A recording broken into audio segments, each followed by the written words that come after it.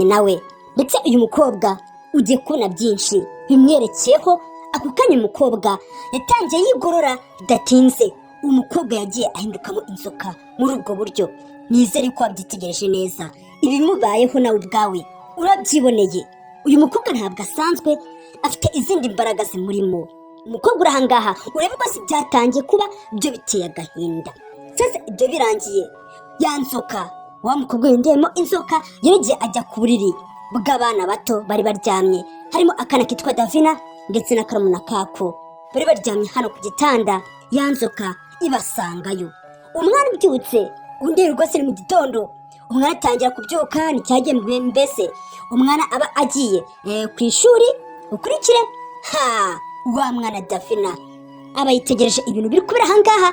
Imana ishobora byose, umwana arikanga ati ibi ni ibiki, ntabwo bishoboka. Umwana uri ahangaha yashakishije ikintu yakora.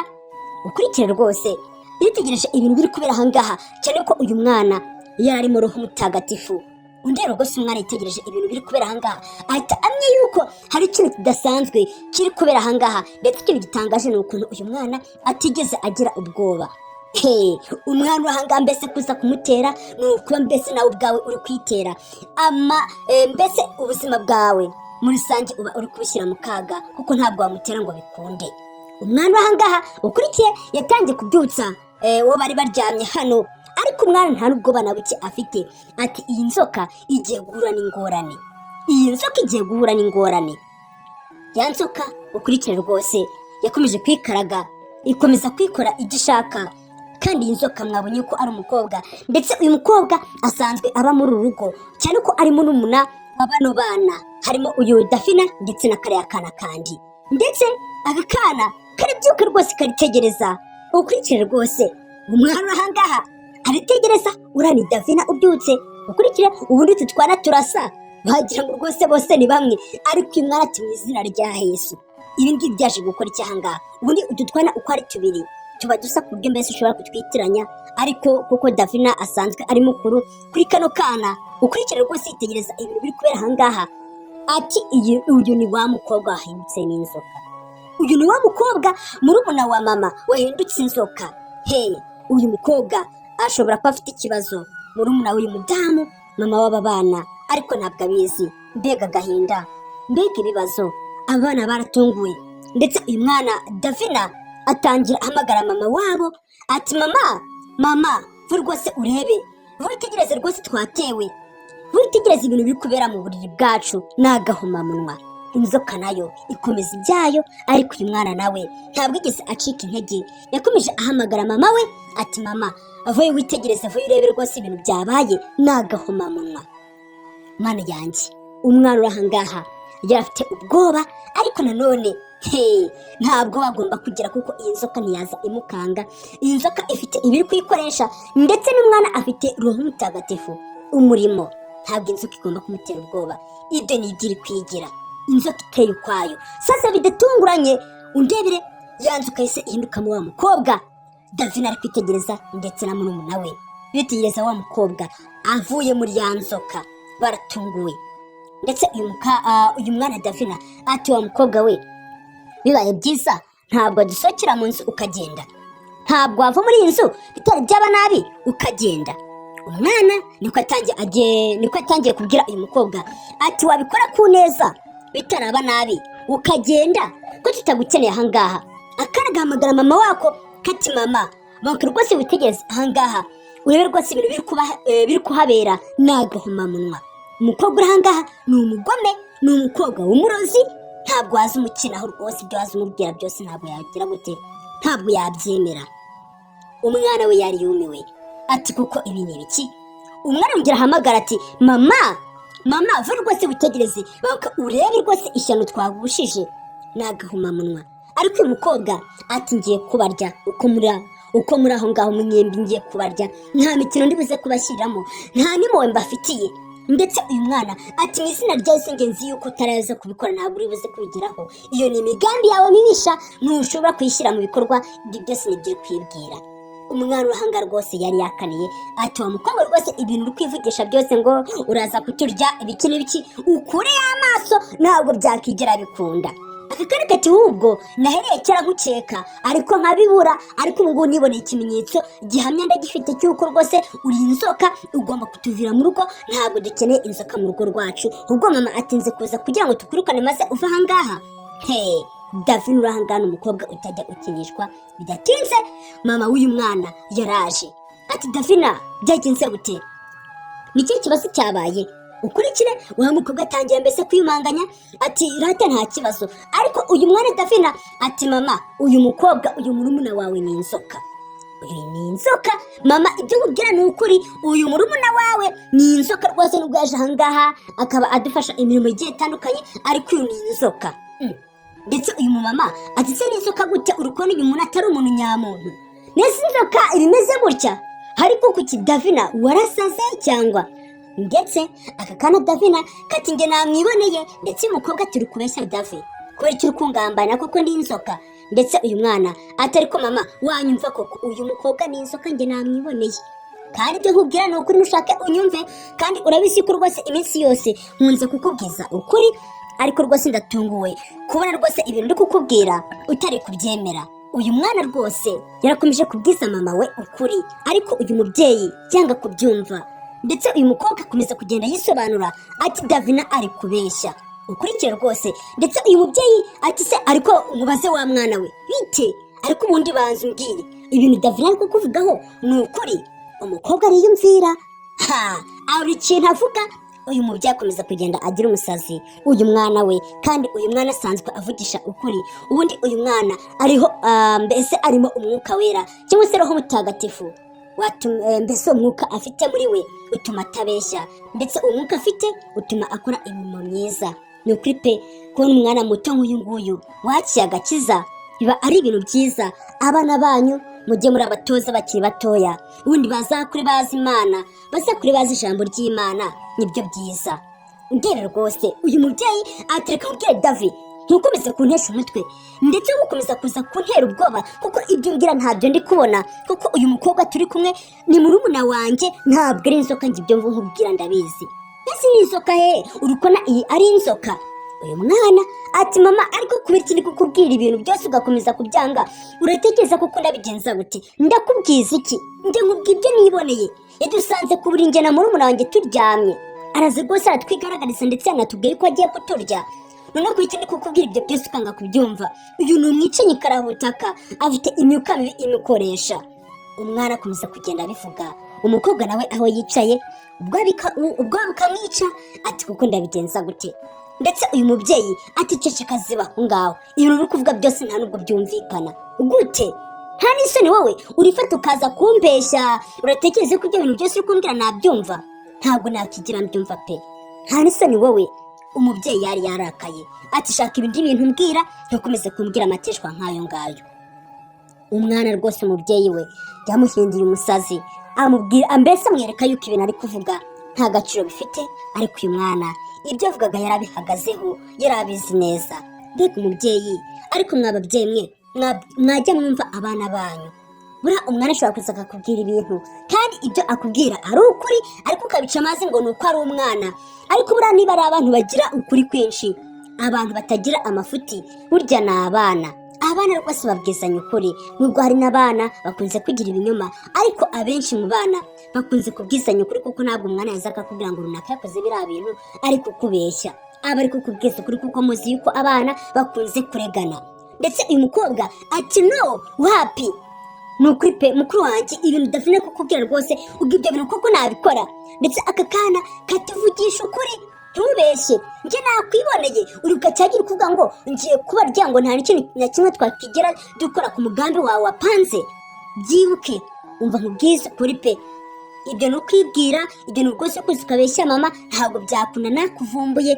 Umukobwa uri ahangaha yaramaze kugwa mu kantu, nta kundi kuntu yari kubigenza. Umubyeyi nawe yari yumiwe ati kuko biragenda gute?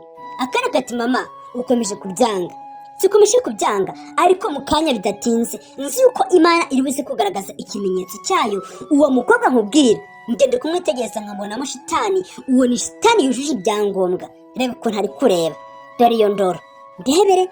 Umukobwa uranga koko yarebaga nk'umugome, ntabwo mbese yitegerezaga umuntu ngo ubone amwitegereje neza, ahubwo ukuntu yitegerezaga umuntu mbese ubona yuko afite ubugome muri we. Mbega umukobwa akomeza agenda abwira mukuru we ati mukuru wanjye rwose Davina ntukajya uramwizera, ubundi Davina uramumenyereye, ibintu bye rwose nta kuri kurimo, ahubwo reka mbe nsohotse hanze mu kanya rwose ndibuze kugaruka.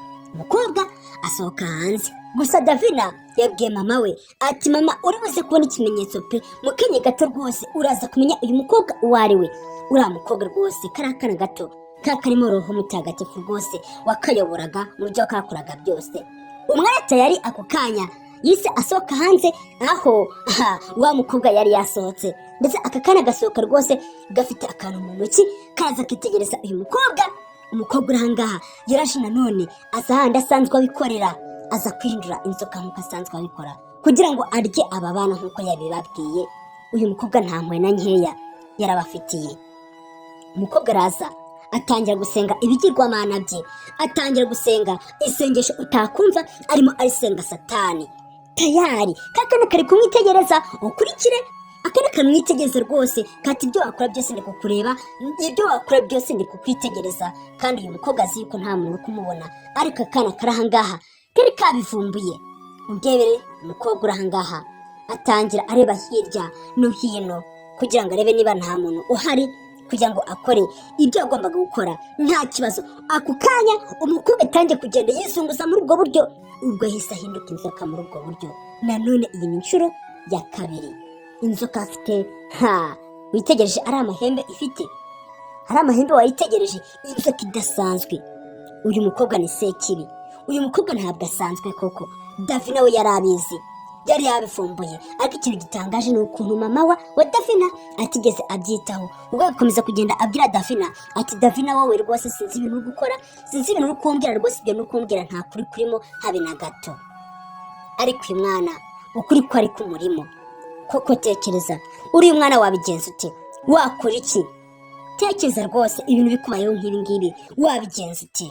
Mana yanjye, nakubwira ngo aka gafilme kararyoshye kameze neza, uze kugakurikirana akantu kandi ntuze gucikwa. Wa mwana yegera impande ya nzoka, ntabwo uyu mwana yajyaga atinya mu buzima bwe, ntabwo wabaga wamubona yatinye ikintu cyitwa imyuka mibi. Ndetse uyu mwana bidatinze yagiye rwose abanza kujya kubwira mama we ati mama wanze kubyemera, ndagira ngo rwose usohoke uze wirebere ibintu biri kubera hanze ahangaha. Banguka, nakubwiye ngo rwose uyu mukobwa uba mu rugo rwacu ni inzoka, urabihakana. None itegereza ahangaha ndakwinginze pe, banguka urebe rwose ibintu biri kubera ahangaha, uri buze kumirwa. Mama wa Davina yari yasohotse rwose asanga icyaka kiri ahangaha kiri kwikora ibi bintu rwose biteye agahinda, ibintu bitari byiza habe na gato. Umubyeyi uri ahangaha ubwo se ari kurenzaho iki? Ariko uyu mwana nakubwiye ngo mu buzima bwe ntabwo ajya agira ubwoba, ntabwo iyi nzoka yagombaga kuza kumukanga ngo ibiki n'ibiki, wapi. Ndetse uyu mubyeyi ati se none iyo nzoka iri he? Mama banguka rwose, nakubwiye wanga kubyemera, ariko ndagira ngo nkwereke rwose murumuna wawe rwose ukuntu yahindutse, ni inzoka yujuje ibyangombwa. Uyu mubyeyi arasohoka akigera hanze ati mu izina rya Yesu, ibi mbona ni ukuri cyangwa ndi kurota? Ndetse iyo nzoka yaturutse he? Inzoka ingana kuriya? Uyu mubyeyi yarumiwe, yarafashe akana gato mu ntoki gasa n'uyu mwana Davina. Akimara kubyitegereza yarumiwe, nta kundi kuntu byari kugenda.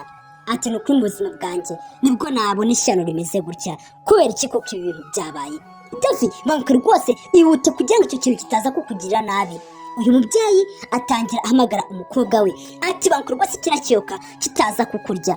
Ariko uyu mwana nakubwiye ngo ntabwo ajya akangwa n'ibintu by'imyuka mibi, wapi rwose uyu mwana arimo umwuka wera, arimo roho mutagatifu.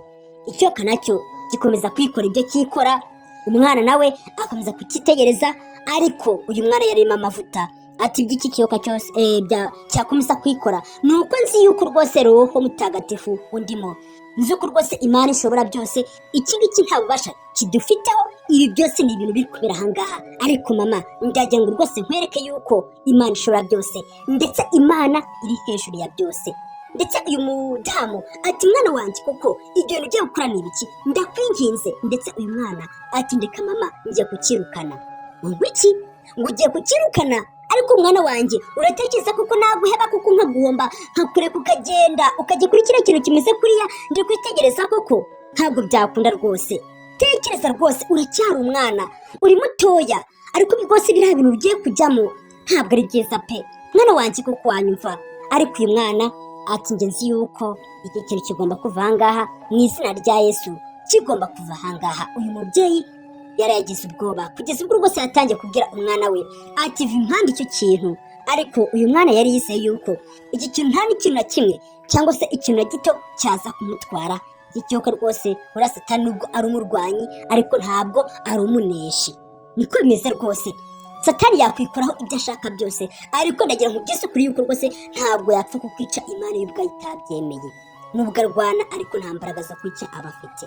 Mana yanjye, noneho kwica umukiranutsi Satani se yabishobora gute? Satani araguhiga aho ujya hose iyo uri umukozi w'Imana, akagutega imitego yose ariko ukayisimbuka, kuko Imana igufiteho umugambi. Ntabwo Imana yakureka gutyo ngo iguhombe. Uyu mwana ati icyo nzi ni uko rwose iki kintu kigomba kuva ahangaha. Ahubwo ndabigenza gute? Mama, reka nkubwise kuri pe, ugiye kubona igitangaza cy'Imana. Ndetse umubyeyi ati si igitangaza cy'Imana ngiye kubona ni ikihe? Ati mu kanya gato ugiye kubona rwose iyi nzoka yatumutse yagiye, kandi ibintu bigiye kuba uri buze kumirwa. Nakubwiye ko iyi nzoka ari murumuna wawe, wanga kubyemera, ariko nizeye yuko rwose ubu ngubu ugiye kubona ukuri. Bidatinze wa mukobwa yahise ava muri cya kiyoka, aza ameze gutyo, ahagurutse rwose yasanze mukuru we arahangara ari kwitegereza.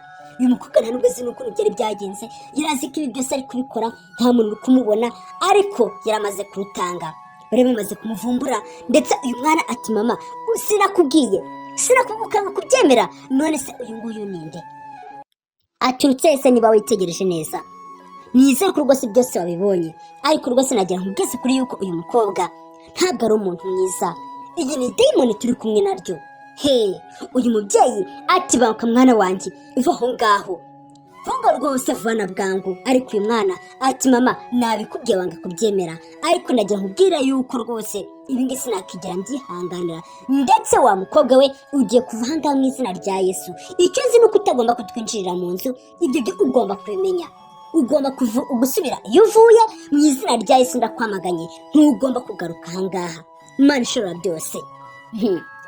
Ndetse uyu mukobwa ati we Davina, uri kumbuza gute? Uyu mudamu ati mwana wanjye koko wava impande y'icyo kintu kimeze gutyo. Ndetse uyu mwana ati ariko ubundi mama wandika koko, wandika nkikorera utuntu twanjye. Ndetse uyu mukobwa ati mva mu maso nigendere. Ndetse aka kana kati subirayo, ntabwo wanzuka we, ugomba kutwinjirira mu nzu, ugomba kuguma aho hanze. Ugomba kuguma aho hanze, niho hantu hawe hakubereye, ntugomba kutwinjira mu nzu. Ibyo ni ibyo nkubwiye, ndetse reka ngomba kubikumenyesha ukanabimenya. Imana yanjye, umukobwa uri ahangaha yari yumiwe. Ati koko uyu mwana ibintu ari gukora ni ukuri cyangwa uyu mwana ni muzima?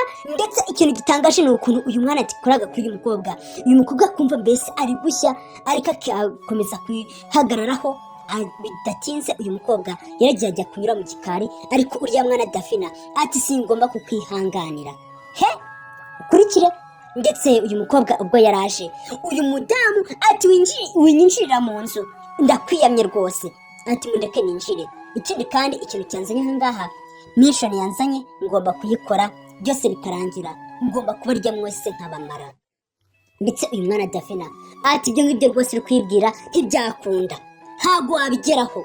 Mbanje kugira ngo usobanure rwose ibintu ubimenye, ntabwo ibintu rwose wibwira mu mutima wawe byakunda, ntabwo ibyo ngibyo wabigeraho pe, niyo wazana iki.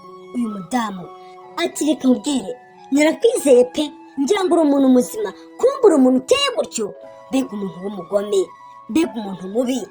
Kuko Imana ishobora byose, nta n'isoni wowe.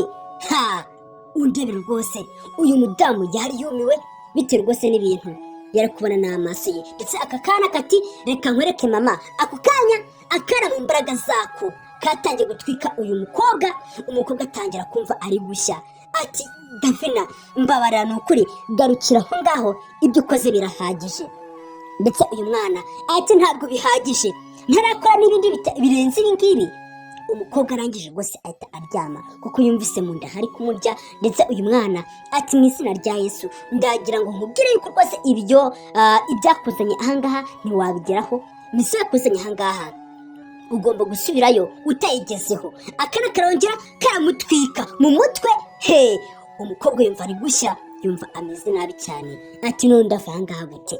Atangira gusenga ibigirwamana bye. Ati muntabare rwose mumvana ahangaha kuko ndi kubona rwose ibyanjye bindangiriyeho. Akana kati rwose ntabwo wari washya ngo byumve. Umudamu ari kwitegereza ibintu umwana we ari gukora. Akana kati ndasenga mu izina rya Yesu, ndasenga Imana ikomeye. Ako kanya karongera karamutwika mu mutwe. Umukobwa rwose yumva ibintu byakomeje kumucanga, yumva ibintu noneho bigeze hahandi habi cyane. Ari wowe wabigenza uti? Tekereza umudayimoni nk'uyu nguyu yaguteye, wabyitwaramo ute? Umwana arongera arazenguruka ari gusaba Imana imbaraga. Ati Imana ndakwinginze, iri dayimoni rigomba kutuvira mu rugo nanone inshuro ya 4. Arongera rwose aramutwika. Umukobwa nuko byagenze, akomeza kumva ari gushya, akomeza kumva ari gupfa, byakomeje kumuzambana. Akana kati mama tuza. Bidatinze wa mukobwa yahise ahinduka mu kiyoka kinini cyane. Cya kiyoka twakomeje kubona. Uyu mwana ati rwose iki kiyoka ni iterabwoba. Umudamu yari yumiwe. Ati kuko iki kiyoka kirashatse gusobanura iki? Ubu kuko ndabigenza gute? Aka kana kati iki ngiki rwose ndakirukanye mu izina rya Yesu. Arongera nanone aragikubita. Mana yanjye, ariko ikiyoka ntabwo kigeze cyumva.